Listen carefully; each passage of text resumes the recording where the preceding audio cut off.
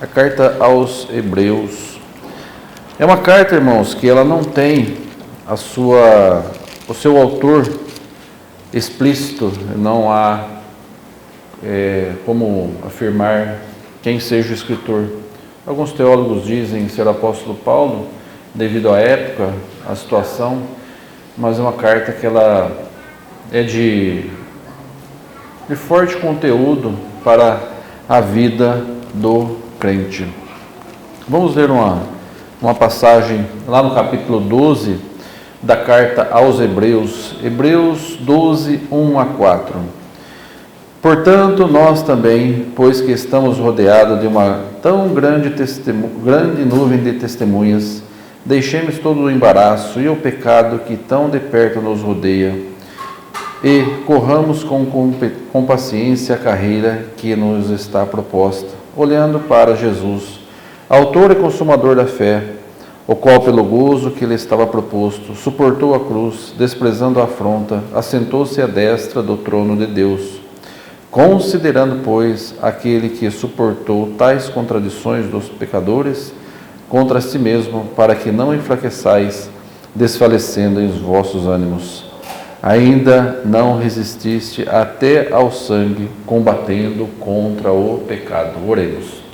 Senhor que está dos céus, agradecendo que o Senhor nos deu pela leitura, entendimento, compreensão dos seus ensinos e tudo que Ele tem nos deixado para que possamos caminhar cada vez mais nos seus passos. Amém. Amém. Então nós temos a carta aos Hebreus. Como dissemos, nós não temos a titularidade dessa carta, a autoria, mas ela foi encaminhada a uma igreja grega onde haviam muitos gentios, mas nós vemos lá no capítulo 1 que fala que ela é direcionada aos irmãos, a todos os crentes, todos aqueles que caminham, todos aqueles que andam nos ensinos do Senhor e têm essa proposta de caminhar nos caminhos do Senhor. Cita dos anjos, lá no seu capítulo 1, fala dos anjos, onde havia muita dúvida com relação aos anjos, a hierarquia dos anjos, e ali o escritor ele dá todas as diretrizes que Cristo é superior aos anjos. Cita também algo importante no livro ali de Hebreus, em não corrermos o perigo em sermos negligentes com a palavra do Senhor. Muitas vezes nós analisamos, nós vemos alguns detalhes que podem fugir daquilo que deixa de ser espiritual, aquilo que deixa de seguir os caminhos bíblicos. Muitas vezes nós não damos muita importância para que algo que parece coisa pequena, mas sempre um erro ele vai puxando um outro. Isso é bíblico, irmãos. Se nós colocarmos um navio, um transatlântico para ele atravessar o oceano, se você deixar 1 grau de diferença na sua partida, quando ele chegar lá, completar a volta, aquele 1 grau ele estará muito longe do destino proposto pela embarcação. Então a igreja, irmãos, ela não pode negligenciar nos assuntos doutrinários, nos assuntos bíblicos. A igreja ela tem que preservar as verdadeiras doutrinas, os ensinos dos Cristo e não dos homens.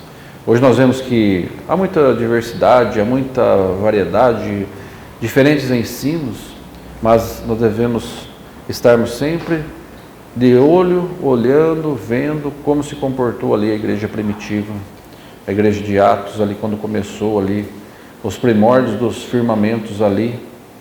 Certo que a igreja de Cristo já vem desde o início, desde lá do Antigo Testamento, mas ali ela foi consolidada. Mesmo antes ali daquela consolidação do livro de Atos já havia o batismo, já havia ali as reuniões, as escolhas, era bem complexo e ali foi os pilares que hoje nós temos na nossa igreja como a igreja verdadeira, a igreja de Cristo.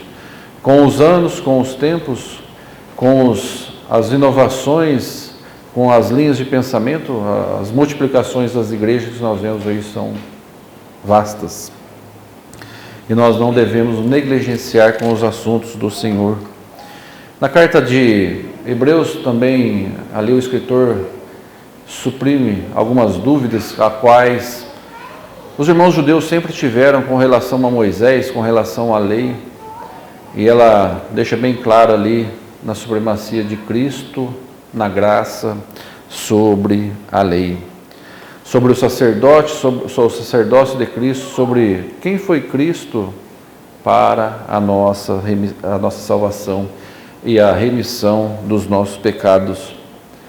Que não devemos nos prender às coisas que nós não irão produzir muito efeito, mas que nós devemos ter em nossa cauterizado, cicatrizado, concretizado em nossa mente. Todo crente ele deve ter concretizado, cauterizado em sua mente o que é de Cristo e o que é de homem, aquilo que vai interferir nos ensinos do Senhor. E nós devemos ter o fundamento, a Igreja de Cristo fundamentada, balizada em Cristo e não em homens. A tal igreja fala da verdade. Procura a origem dessa determinada igreja, o que ela prega, qual que é a sua linha de raciocínio. Muitas igrejas que nem mais igrejas são seitas, né?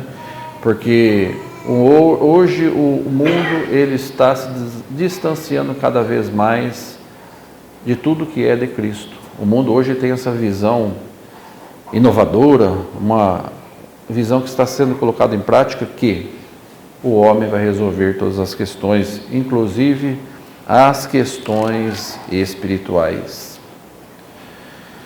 A carta de Hebreus ela vai se desenvolvendo, ela vai se moldando, vai informando a todos os irmãos em todas as épocas, em todas as eras, de como deve ser a igreja de Cristo. E ali, já no seu final da sua carta, ele vai falar ali no capítulo 11 da fé. O que é a fé? Em vivermos pela fé. A ciência não explica a fé, o homem não explica a fé.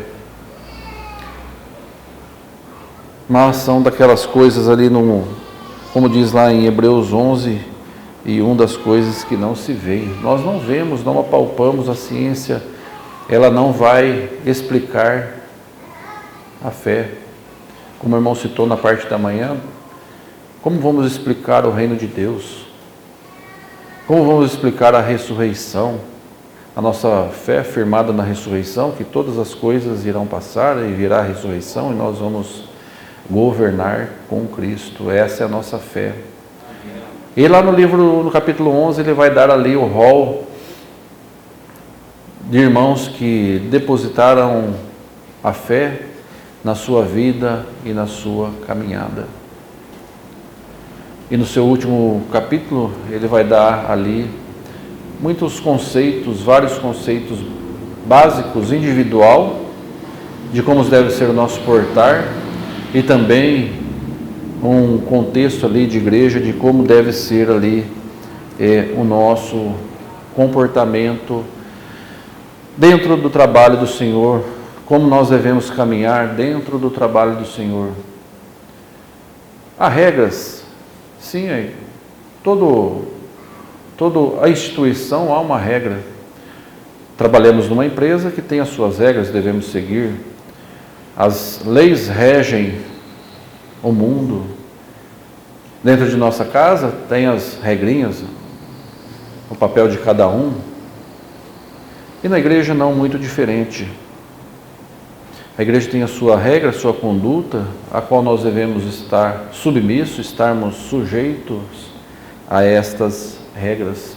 O capítulo 13 ele dá esse fechamento, porque no capítulo 12, a qual nós vamos meditar nesses 4 primeiros versículos, nós vemos ali que nós estamos rodeados por uma grande nuvem de testemunhas. Nós temos ali no capítulo 11 uma história de vários homens de fé no nosso passado, para servir de exemplo na nossa carreira de fé no presente. Relato de homens e mulheres que deixaram ali seus relatos em nome da fé, em nome da verdade, em nome de Cristo. E o nosso caminhar é cercado de uma grande nuvem de testemunhas. Um grande número de crentes. Imaginemos que esse versículo, esse capítulo está dizendo aqui de uma competição. Quem nunca participou de uma competição? Participamos de provas. Na nossa fase mais jovem, tinha lá os campeonatos na escola. Nós tínhamos o nosso desempenho ali para ser analisado. E apóstolo, nesse contexto aqui, dá-se uma cidade grega, e os gregos, eles foram os idealizadores dos jogos, eles tinham ali as suas competições. E aqui está representando uma arena, um local, um estádio, o nome de hoje, cheio de gente, e você ali competindo. E uma grande nuvem de testemunhas, analisando ali o seu desempenho. E a palavra aqui fala de uma tão grande nuvem de testemunhas. Está dando ênfase, está enfatizando que é tão grande, não é coisa pequena, é grande, é coisa, muita gente, analisando ali todos os nossos passos. Irmãos, nós vamos analisar desde a fundação do mundo, desde Adão, de todos os crentes. Quantos crentes, se imaginarmos, que já pessoas que já foram salvas, que entregaram a sua vida ao Senhor. Lá no livro de Apocalipse, capítulo 7,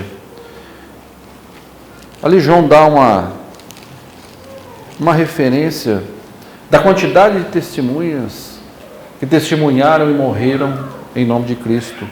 Em Apocalipse 7, 9 diz o seguinte: depois dessas coisas olhei, e eis aqui uma multidão a qual ninguém podia contar, de todas as nações, tribos, povos, línguas, que estavam diante do trono e perante o Cordeiro, trajando vestes brancas e com as palmas nas suas mãos. Nós vemos aqui, irmãos, de uma multidão a qual não se podia contar. Muitas vezes nós nos sentimos sozinhos. Nós temos uma sociedade hoje que afoguenta aos crentes, ao que pregam o verdadeiro evangelho. Muitas vezes nós somos ridicularizados, não muitas explicitamente, mas nós percebemos que o que nós cremos naquilo que nós não podemos ver, uma vida apartada do mundo, um mundo cheio de cores, cheio de luzes, cheio de atrativos, cheio de coisas que alegram aos olhos e aos ouvidos dos homens, e o mundo vê a gente como algo de diferente. Muitas vezes nós já sentimos um pouco isolados, mas o crente, primeiramente, ele tem a alegria da salvação, prazer em estar com os irmãos, é algo que só quem tem Cristo no coração sabe o que é ser uma pessoa para servir ao Senhor. O apóstolo Paulo, ele não se importava com as suas perseguições, as suas prisões, as suas assolações, com naufrágios, com prisões, preso ao pé, em masmorras.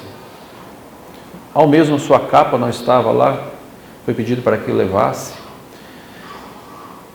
Mas nós não vemos o apóstolo reclamando pela sua vida pessoal, mas pelo contrário, ele propagando o evangelho do Senhor. O apóstolo pregou para quase toda a guarda pretoriana, que era a guarda do Herodes. Ele teve a oportunidade nas suas prisões de ali pregar o evangelho do Senhor. E nós vemos aqui em Apocalipse que todas as nações, tribos, povos e línguas, todas as épocas e todas as eras. Às vezes nós imaginamos que nós estamos sozinhos, irmãos, mas nós não estamos. Podemos hoje ser um pequeno rebanho, um pequeno grupo, mas diante do Cordeiro nós seremos homens que estarão louvando e dando glórias ao Senhor. Mas aqui no capítulo 11 fala dessa competição, daquela arena, muitas pessoas, dos experientes, daqueles irmãos. No capítulo 11 ali, antes, cita alguns heróis que deixaram ali a sua vida. Abraão, Isaac, Jacó, Moisés, Raabe, Baraque, Sansão.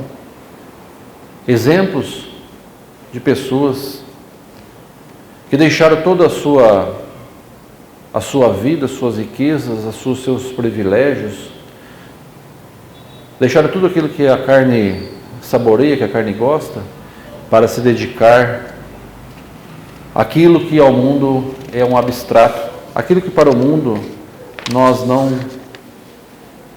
não tem valor, não tem razão. E fala para deixarmos todo o embaraço.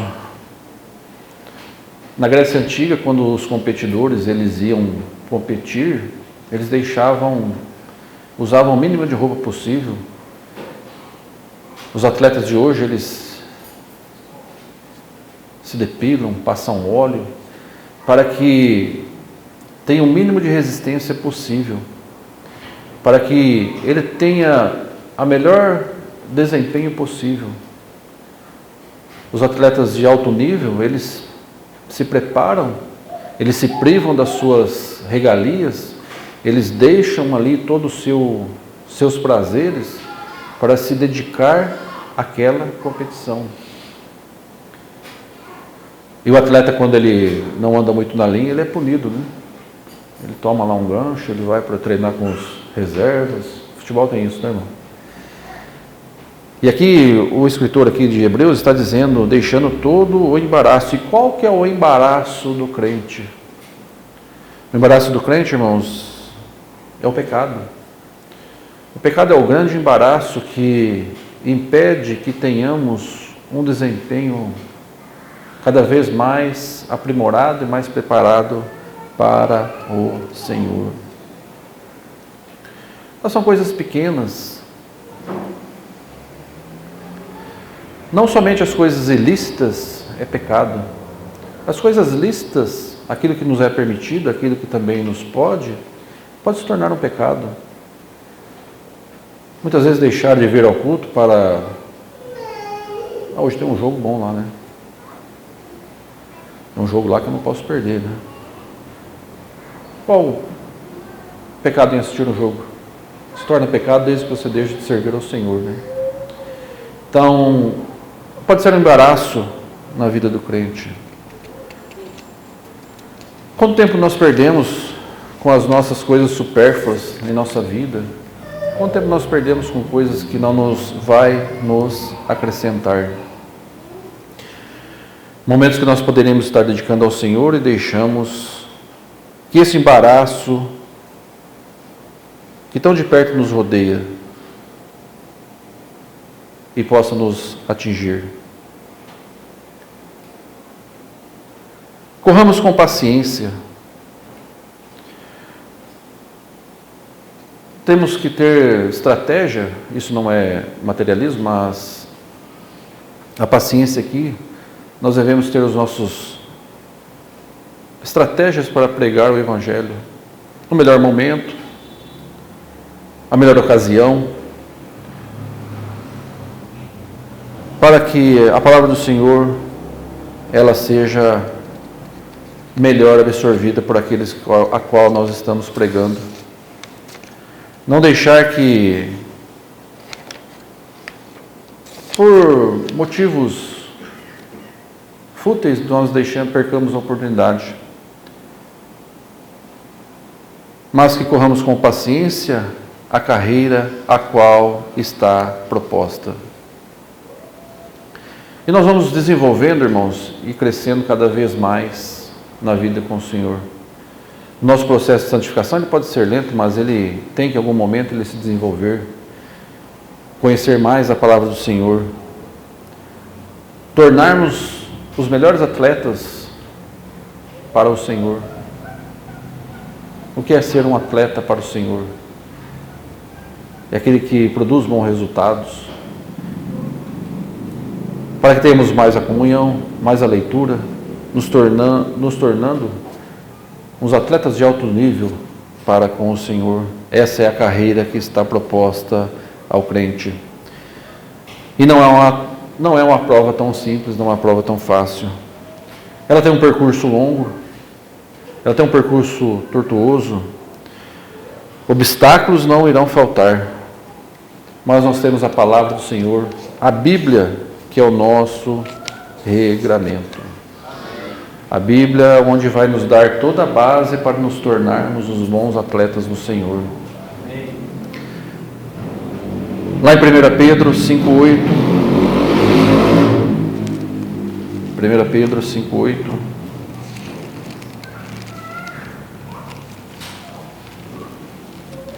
Diz o seguinte: sede sóbrios e vigiais, porque o diabo, vosso adversário, anda em derredor bramando como um leão, buscando a quem possa tragar. Sobriedade. O crente ele deve ser sóbrio, porque Satanás ele quer nos tirar a qualquer custo dessa prova a qual nós estamos percorrendo. Vosso adversário, ele está como um leão feroz, e devemos ter o controle e não ceder e não titubearmos com esse adversário. Sermos sóbrios e vigilantes. Paulo usa os termos militares. Combati o bom combate. E o combatente, qual é a posição do combatente? O combatente, quando ele está numa linha de batalha, nós vemos as inúmeras guerras que estão, ele tem o seu equipamento em mãos. Primeiramente ele é preparado para lá ele estar, mas ele tem todo o seu equipamento, tem toda ali a sua guarnição, para que ele possa caminhar sempre em frente. E o bom soldado, o objetivo dele é sempre à frente. O bom soldado, ele não fica batendo papo com o soldado ao lado, ele não olha atrás para ver a paisagem, mas o bom soldado, ele foca a sua dianteira, porque o inimigo ele pode surgir a qualquer momento, a qualquer instante, de qualquer posição. Então esse bom soldado, ele vai estar preparado, ele vai estar objetivado de onde pode vir algo que possa alvejá-lo e algo que possa tirá-lo dessa competição. E nós vemos isso no versículo 2, olhando para Jesus. Objetivado, olhando para Jesus. Não olhando para as coisas que vai nos distrair, não nos preocupando com coisas que não vai nos acrescentar. Quando nós partirmos desse mundo, o que nós vamos apresentar a Deus? Tive um bom emprego, tive um bom carro, tive uma ótima família, tive um ótimo conceito.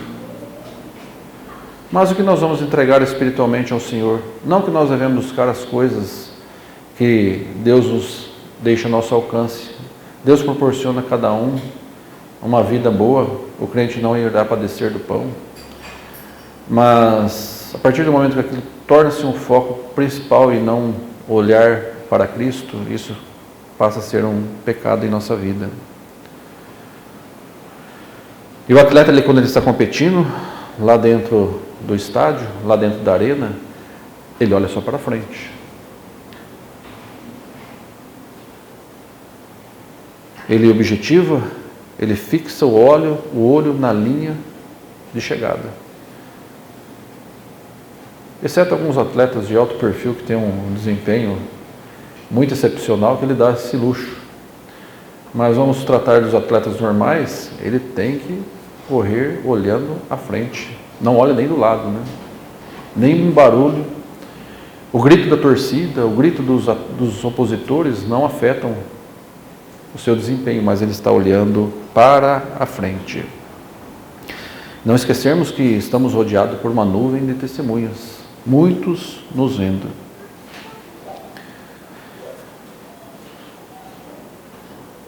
olhando para Jesus, autor e consumador da fé, o qual pelo gozo que lhe estava proposto, suportou a cruz, desprezando a afronta, assentou-se à destra do trono de Deus. Versículo 2.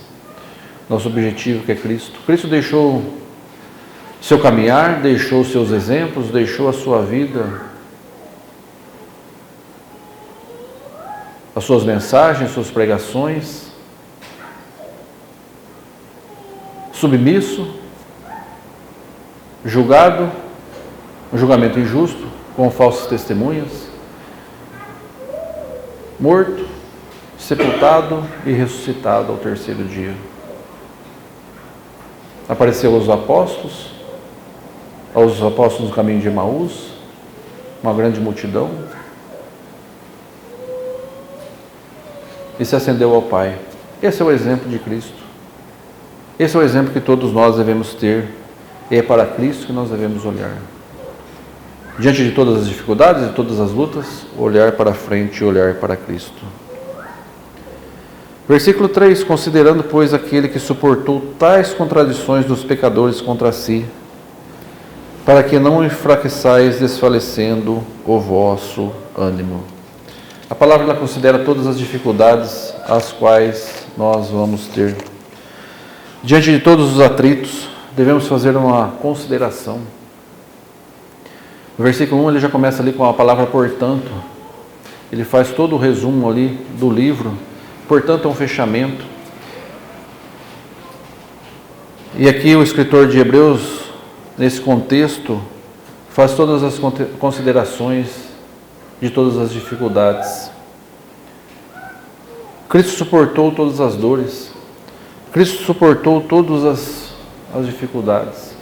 E quando nós voltamos aqui no versículo 11, nós temos aqui uma relação de alguns sofrimentos que são maiores do que nós estamos passando hoje.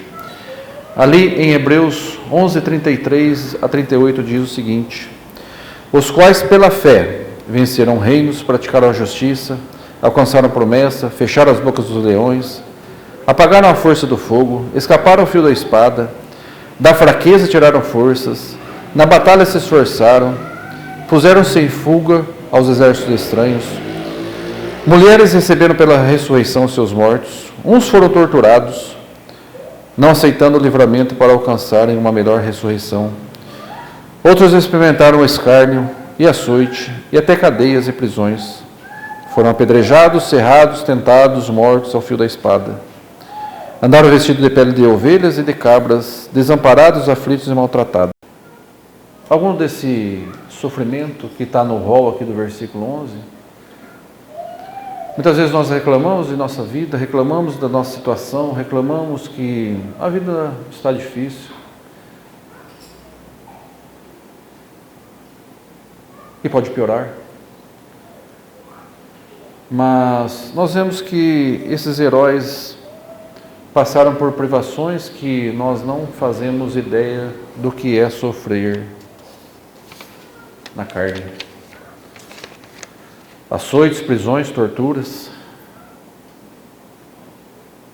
Esses pela fé, esses irmãos, aqui descrito aqui, no rol e nos índices aqui de privações e de torturas que sofreram, nós vemos que não é o que nós passamos hoje, é praticamente insignificante o que esses homens passaram pelo Senhor. Lá em Romanos 8,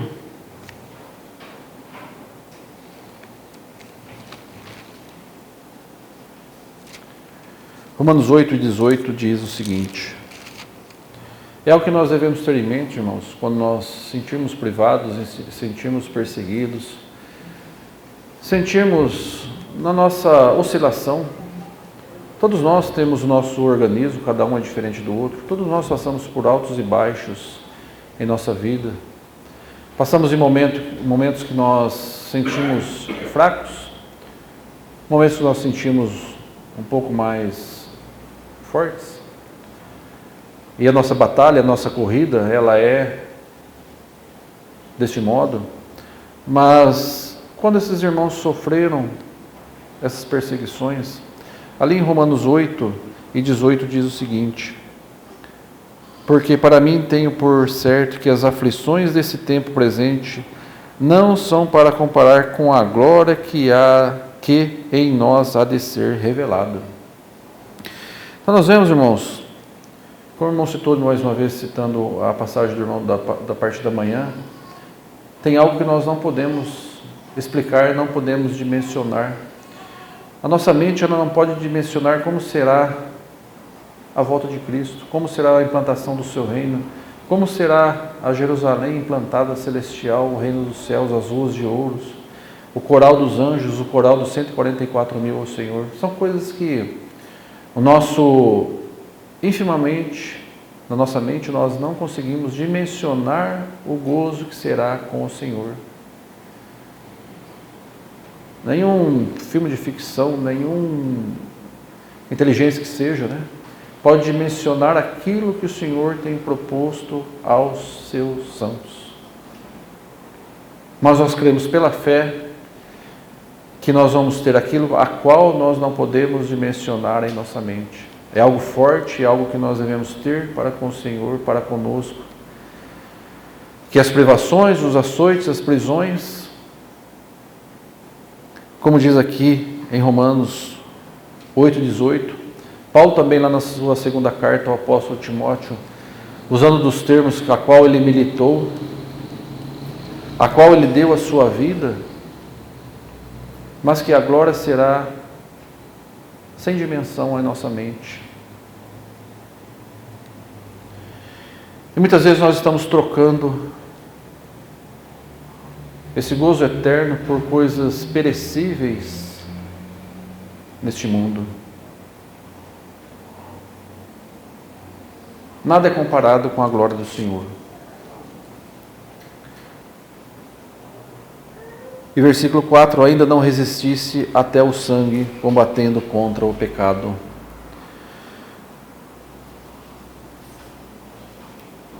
Ali em Hebreus 12:4. Muitos não chegaram até a morte. Hoje em nossa sociedade é pouco provável, mas dias poderão chegar, ou algum de nós chegar, que nós chegarmos ao ponto máximo de entregarmos a nossa vida, a nossa carne, tudo que nós temos, por amor ao Senhor. É uma pergunta que nós deixamos de todas as tribulações, de todas as suas dificuldades que nós temos no nosso caminhar, nessa competição que ainda só irá terminar quando Cristo voltar, mas que nós estamos competindo, e nós vamos, em determinado momento, nós vamos passar esse bastão, a um seguinte que vai continuar essa prova só terminará quando Cristo voltar. Nós estamos nessa carreira que muitos heróis da fé já competiram, e hoje a sua igreja está aqui nessa competição e iremos passar adiante até a volta de Cristo. Mas muitos desses que passaram deixaram a sua vida carnal, a sua vida de sangue aqui na terra. É uma pergunta que nós deixamos a cada um de nós, que responda cada um no seu íntimo. Você está disposto a entregar até a sua vida a Cristo? A sua carne aqui na terra, em amor a Ele? Eu deixo essa meditação para os irmãos. Amém?